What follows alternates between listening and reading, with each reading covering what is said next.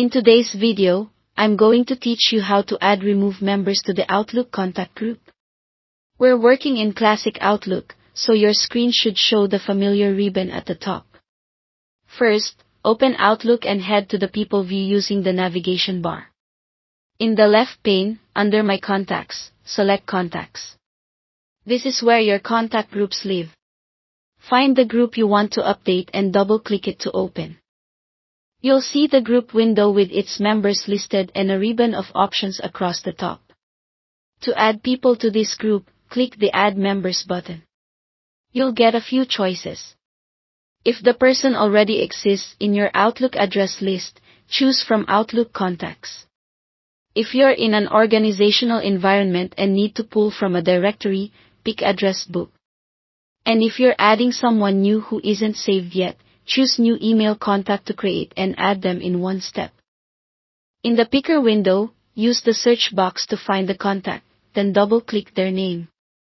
You'll notice they appear in the Members box at the bottom of that window. Repeat for as many people as you need.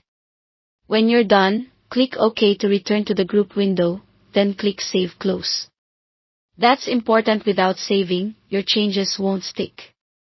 If you ever can't find the right person, expand your search or verify you're looking in the correct list, such as Outlook Contacts versus the Address Book.